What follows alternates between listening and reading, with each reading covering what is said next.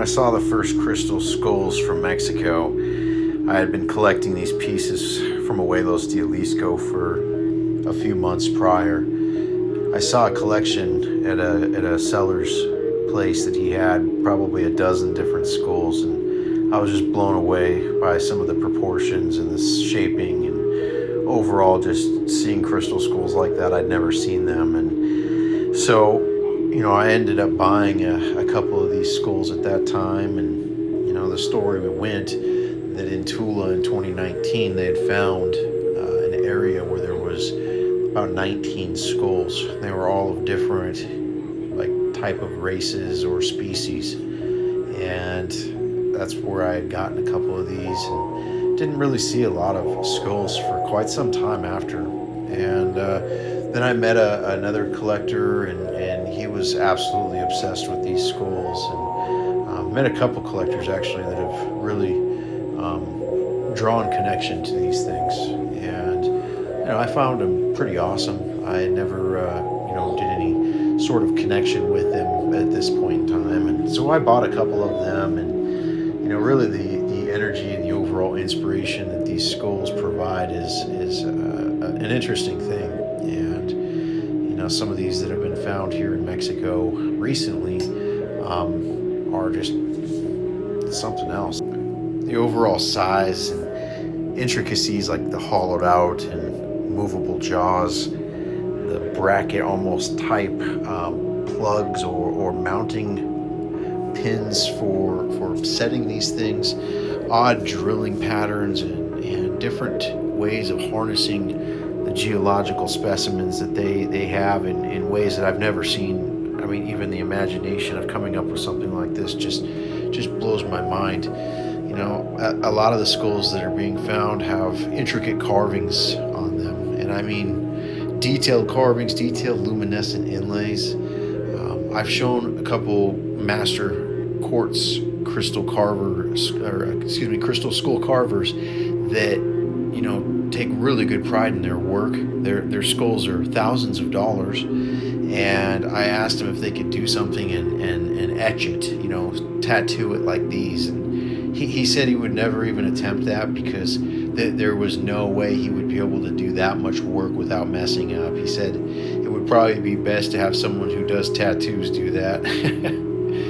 But I know a lot of tattooers, they trace on things, and I just wonder how some of the details of these skulls could even be traced on if that was the case. I mean, the way they're etched and the shallowness of the lines, the way they're put in, it's not like a typical tool that you would see. It's done in a way, and it's done on surfaces that aren't just quartz where it's hard, but it's done on other surfaces like green banded calcite, and on surfaces like different agates and things like that. What's really bizarre is the on green banded calcite, for instance, to do that type of etching on the surface, the chipping and the cracking is very, very much a problem. And so it's very odd how they were able to achieve this type of quality and overall greatness.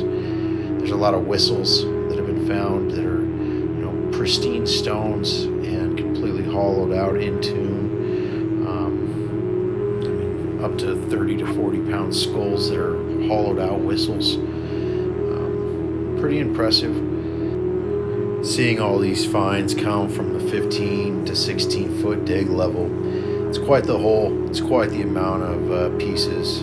There's actually multiple teams that are working to collect all these skulls. I've tried to be as transparent as possible when documenting this and trying to make sure that everybody's in the same alignment from team to team and from family to family. When you see variances, you draw questions, and we saw a lot of things. And the weird part about this is that there was a lot of things that I really was skeptical about. There was things coming out that I just thought someone was just taking it to the bank and making their money off of this. And I'm sure that happens, and I've documented things where it's obvious, but the amount of it that I thought that was occurring and the amount of it that actually is occurring, I think it's not as significant in this case as I thought. We've actually gotten down to the nitty gritty with some of these pieces and seen definitive proof that there is more to this than just Tula, Hidalgo, or Ojuelos de Jalisco.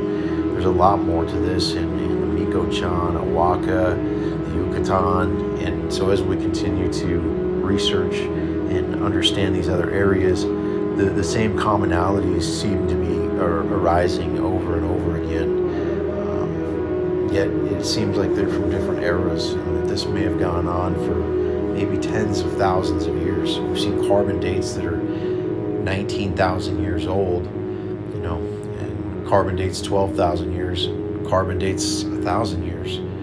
So it's really going to take some looking and hard looking to understand exactly what we found and how it adds up into our history, especially with history having so much control and possession attached to it for so long before there was AI and internet and proper documentation, along with all the libraries and vaults that were destroyed throughout the wars. It's really in the fires.